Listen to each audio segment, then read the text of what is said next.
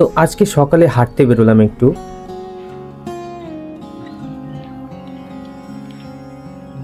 গ্রামের পথ দিয়ে। এই রাস্তাটা আমার আসলে অনেক পছন্দের একটা রাস্তা। প্রতিদিন সকালে যখন এখানে যাই, শীতের চাদরে ঢাকা চারিদিক,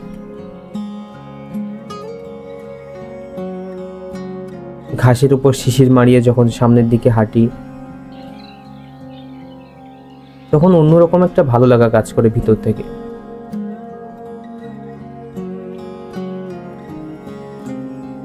এই রাস্তা দিয়ে আমি সকালে একা হাঁটতেই ভালো লাগে আমার।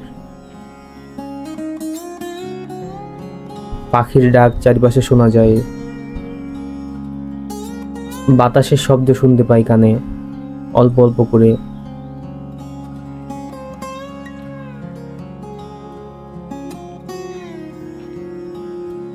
আর এই যে সকালের রোদ, শান্ত শীতল রোদ, যেটা আমাকে আরো সামনের দিকে এগিয়ে যাওয়ার জন্যে আরো অনুপ্রেরণা যোগায়।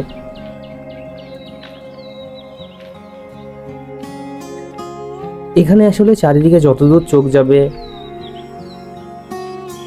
দুই দিকেই সবুজ ধান ক্ষেত দেখা যাবে।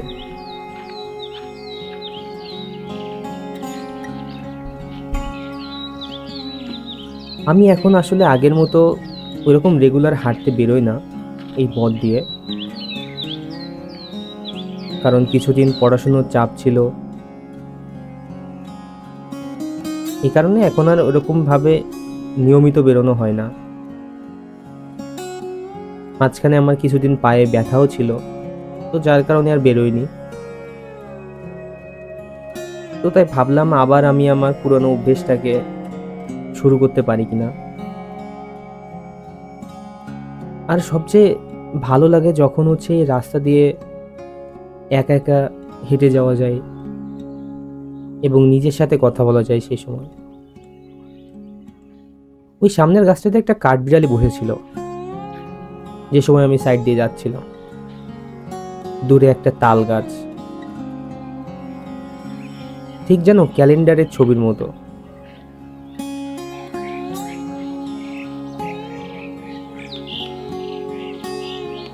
ওই ধান ক্ষেতের ভেতরে ছোট্ট বাড়িটা আসলে দেখতে কিন্তু অনেক সুন্দর।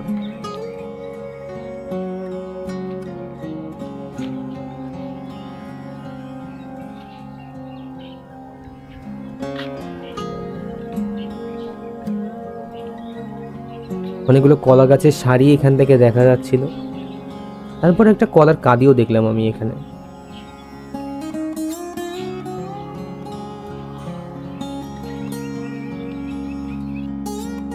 এই গাছগুলোতে কিন্তু অনেক সুন্দরী ফুল হয়েছে।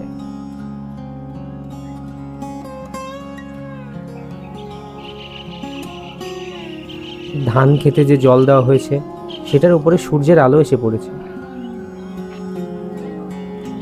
পাশ দিয়ে দেখি আমাদের ওই পাড়ার এক জ্যাঠা বাজার করে ফিরছে।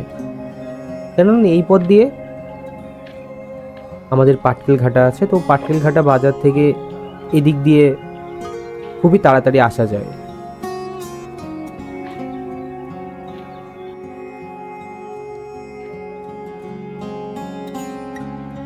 ধান করার আগে এই সব জায়গাগুলোতে আশেপাশে ঘের ছিল, মাছের চাষ হতো। আর ওই যে দেখা যাচ্ছে না আমার ছায়া, এজন্যই হয়তো বলে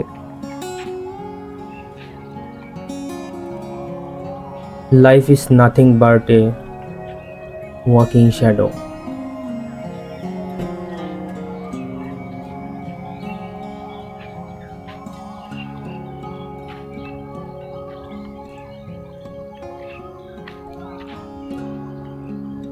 যেটা উইলিয়াম শেক্সপিয়ারের একটা কথা ছিল।